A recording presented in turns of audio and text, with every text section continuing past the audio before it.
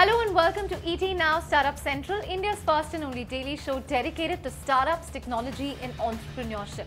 I'm Chandra Shrikant coming to you from India's startup capital, Bengaluru. And the first story we have on the show today is a story of a big global fintech startup that's making its India debut. We are, of course, talking about Silicon Valley payment startup Stripe that this morning announced its beta version in India. Now, this has been speculated for the last few months because Anand Balaji, who helped Amazon really launch operations in India, was hired by Stripe with the purpose of launching their India business. Remember, Stripe is one of the hottest startups in the valley in the payment space, and they are going to bring that payment platform to India to really help businesses here. So just reading out from what the statement Stripe has given early this morning, they said they are starting an invite-only beta for Stripe in India. It will help them test their platform in the Indian market, support Indian entrepreneurs. They've also said that in the last 2 years, the percentage of India's population connected to the internet has doubled to over 500 million users. So that's clearly one big factor that's driving Stripe to bet big on India. They've also said that they can support even more businesses and types of business models in the coming years, and slowly they will add more users to the beta in the next few months. So that's really the statement coming from Stripe on what they are doing and why they are doing it. So clearly the rapid pace of internet adoption in India seems to be a huge factor that's working for Stripe here. And for more perspective on what Stripe's entry really means for its competitors, for the fintech space in India, we're joined by a special guest on the show. Harshal Mathur, the founder and CEO of Razorpay, joins us on Startup Central. Harshal, what do you make of Stripe's entry into India? Clearly a lot of interest in the fintech space here over the last few months. PayPal also launched its operations here last month. What do you make of the development? Yeah, I think we truly welcome Stripe's entry into the Indian market. I think the way the Indian ecosystem is shaping up, the government's push for digital payments and the increased customer adoption for digital payments, the more the companies entering this space, the more awareness is generated into the market and the more consumers move from cash to digital payments. In the end, we are all fighting cash. So the more players fighting against cash and increasing the penetration of digital payments, the better for the market and for every player in general.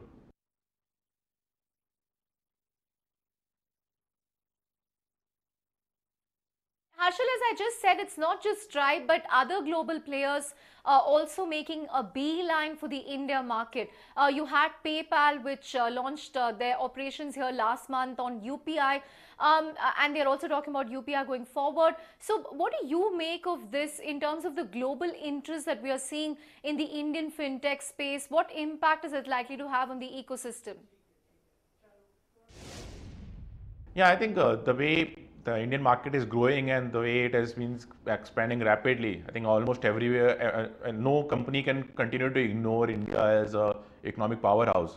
And every company right now, I think the next phase of growth, they know that it will come out of India. China, as anyways, already has solved its own problems. US and Europe markets are saturated. I think the next phase of growth for every company has to come out of India, and that's why we see about a couple of months back, we saw PayPal's entry, and now we are seeing Stripe's entry. I think more and more increasingly the international players will continue to move towards India.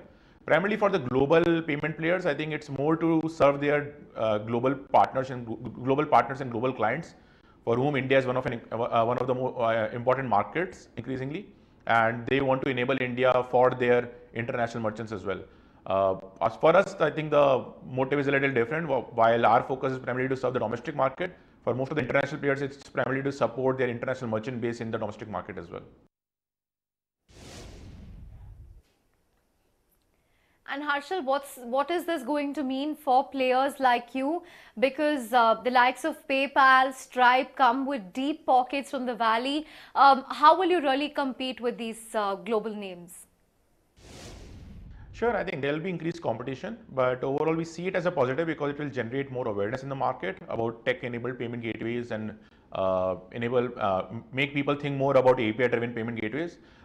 Because of our local presence and because of us working closely with various government initiatives, new initiatives by NPCI and other government bodies, we have a much more local touch point. We have a much more local flavor to our offering. Just a couple of months back, we launched a couple of new products which solve for local problems better with the advent of GST and because of demonetization. So I think while Stripe and PayPal and the global players will serve the needs of the global merchants better, for whom India is one of the markets, I think for merchants whose core market is India and whose primary focus is India, companies like us will continue to serve them better because we will have more local flavors, more local options, better control for local payment flows. Finally, Harshal, before I let you go, the key drivers for fintech in India, it's been Aadhaar, it's been UPI in the last year. In the coming year, what do you believe is the primary driver going to be?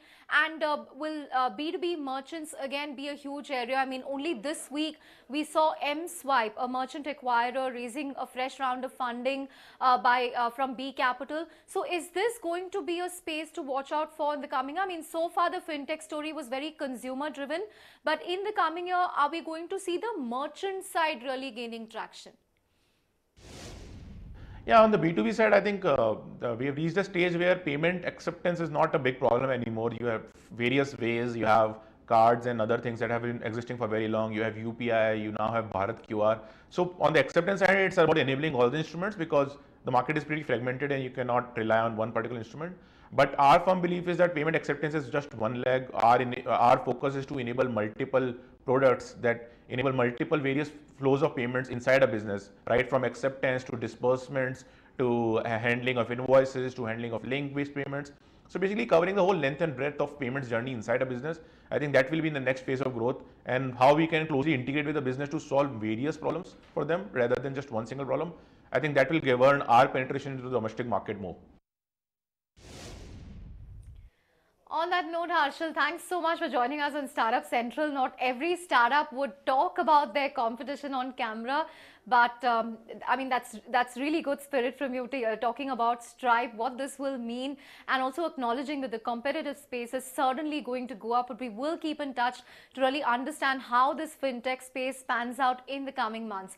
But on that note, time to address another important story on the show. Now, hotel aggregator Oyo Rooms' founder Ritesh Agarwal set off a lot of buzz and speculation when he said yesterday that Oyo will no longer be an aggregator but will start working on a franchisee model. Now, is this clarification? Is this a new pivot by Oyo Rooms? My colleague Rahul Daima is standing by with more details. Rahul, the last I checked, I always thought Oyo was a hotel aggregator. What's the story here? I mean, should we read Oyo as a room aggregator? What does the franchisee model mean in effect? How should we read these changes?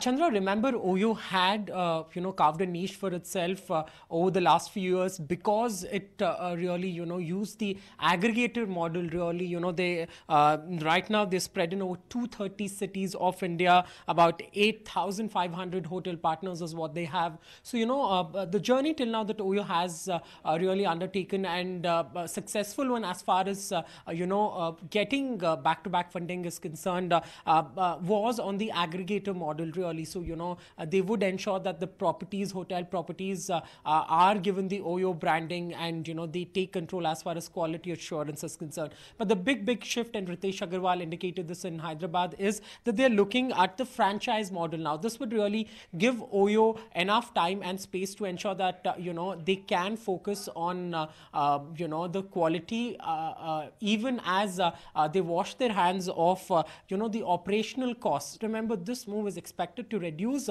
the operational costs for Oyo, which really forms a bulk as far as their expenses are concerned. Remember, this financial year 2017, their losses narrowed down to about 350 crores from over 500 crores last year.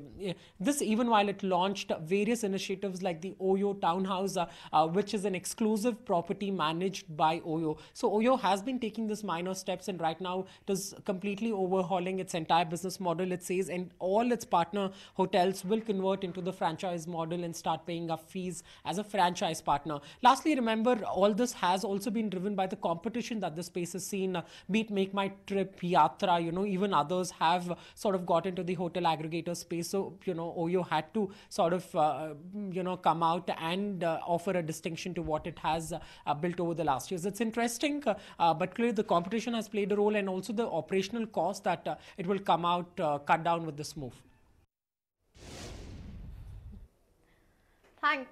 Thanks for that, Rahul. We have to see how this helps Oyo, if it will indeed help them cut down the burn rates going forward. But I guess no Startup Central shows complete without some mention of e-commerce, which is why we get you a roundup of the key deals that made news as part of Paytm's annual festival, the 12/12 festival. Now, this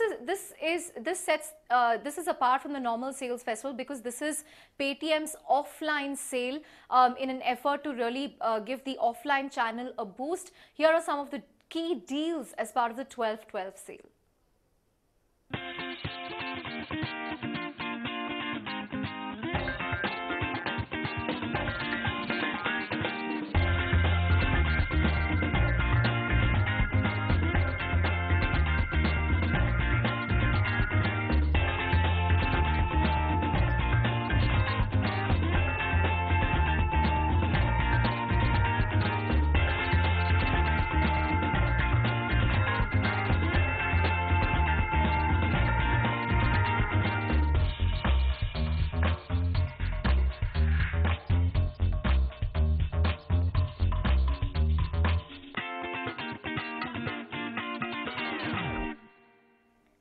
I don't know if you managed to cling on any of those deals, but we end the show with our Budding Stars segment this evening. And the startup we are focusing on this evening is in the education technology space, or the EdTech space as it's called. We're talking about Smartivity, which really tries to make physics interesting for children. Now, don't let that description put you off, because they literally do that by bringing coloring sheets alive using augmented reality app. They also have products, do-it-yourself kits that explain everything from Newton's law of motion to gravitational force. So I guess the next time you find cracking formula stuff or boring, one thing you can do is perhaps assemble some of these kits to get a touch and feel of how physics actually works. We caught up with Smartivity's co-founder Ashwini Kumar to really figure out the model, how this can be scaled, and their plans going forward. Listen in to this interview. Basically, the whole concept is it's all STEM-based learning. STEM is science, technology, engineering, mathematics. So it comes in a form of a flat sheet like this. You just have to plug the parts out, and then it comes with an instruction manual that will help you in building a 3D product out of a flat sheet. So this thing will translate into a music box. So this thing teaches you what is gear mechanism, what is ratchet mechanism, what are music notes, and then you can create your own tune on this. Right. So, yeah. So you just turn that around and... So basically it has got a mesh of slots. Kids have to place the pegs in designated slot to create a particular music. So we give 2 music sheet along with our instruction manual, Jingle Bells and Happy Birthday to You. So place the pegs in desired slot and then create your own music. So when you rotate this thing,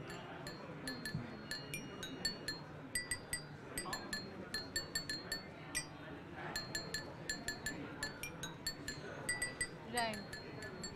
so these are 8 different notes, Sa Re Ga Ma Pa Dha Ni Sa, and then this is a mesh of slots. So anything can be created with this. And for kids up to 3, you have this coloring So sheet. this is 3 to 5. Okay. Yeah. So basically, if they download your app, then this just So comes basically alive. You have to buy this coloring sheet, and then you have to download our app, color the sheet the way you want to, then scan it, whatever color you have used, the same thing will come to life.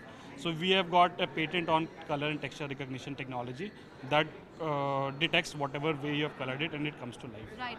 What made you come up with this idea? Did you see existing problems in, how kids are taught science or coloring, or even how education happens? Do you see an opportunity there? How did you come up with the idea? As day before yesterday in Miss Ivanka Trump's speech, she also mentioned about STEM learning. So STEM is science, technology, engineering, mathematics. So to prepare engineers or leaders of the future, we have to teach kids about science, technology at this point of time. So that's why STEM is the fastest growing toy category globally, and that's how we have created with this. So we are a bunch of engineers. So what we realized was during our college days, we used to solve a lot of equations and numericals, but we didn't know the physical application of it. So the whole purpose is to teach kids what are real life science and how it can be applied in the form of a toy. Right. Yeah. Right now, where do you sell these products? Do you see schools taking an interest, or do you sell it in shops? And how much, like for one box of, say, to learn something about hydraulic, one box to learn something about gear mechanism, how does it work? So currently we are selling at across 1,000 stores pan India, across 45 cities, including more stores like Hamleys, Crossword, Landmark, 2 mom and pop stores, and we are also selling on Amazon, Flipkart, on our own website. We are also exporting to US, to Canada, Spain, and rest of Europe, also Australia. Right. And now we are in talks with few other countries to start the market. So what they have realized is they are looking for products which are hands-on STEM-based learning. So that's the perfect fit. And we also hold design patents for all our products and technology patent for the augmented reality products that you have seen. Right. How are you going to scale up this startup going forward? You told me S. Chand, the book publisher, already has a strategic interest. So what will the logical extension be in terms of scaling up your products? So this thing that you have seen, so right now we are selling at retail stores, toy stores. The next step that we are taking is to link these products with school's curriculum. So like if you're a student of class 5 and there are 10 chapters, we'll have a product for each chapter. So whatever you're learning through the book, you can also make it and... Yeah. So if you're learning gravity, you have a toy that will teach what gravity is. So you get to play at the same time you get to learn. What's the average cost of buying a box? So a product like this is 1,000 rupees, and the product starts at 250. It goes up to 1,500. So 1,500 is the most expensive product that we have. So it's pretty economical and very aggressively priced. Interesting business model there. So basically it is a two-pronged strategy where they have a Smartivity Edge app, which will, so you have to download the app, you place it over a device, and it converts it into augmented reality powered images. So if you're really dragging it across a coloring sheet that has a lion, it makes the lion come alive to really make it more interactive for students. And the other leg of this business model are those DIY kits that he was talking about. So they have everything from a music box to a box that explains gravity to something that explains laws of motion. So literally covering the entire STEM segment. Now, interestingly, this is the latest in a series of edtech startups that we've been covering on the show. We've spoken about First Cry, we've spoken about Flinto Box, Choo Choo TV, and now Smartivity. So clearly there seems to be a market, for educational products, for products that will move kids away from the screen to products like these. And there also seems to be an investor appetite, because any disposable income that working parents have, the first priority is clearly the kids at home. That's an insight that we picked up by talking to these entrepreneurs, that the first place where discretionary spend happens is for the children, which is why perhaps the investor appetite is also huge in this space. But I guess in the coming weeks, we will uncover many more such startups for you to really get you a sense of what's been happening in the edtech space. It's not just about preparatory coaching or exam coaching, but you also have these very niche startups coming up that combine an offline and an online model. But on that note, I'm afraid we're completely out of time in this edition of ET Now Startup Central. Thanks so much for watching, and stay tuned to ET Now for news and updates.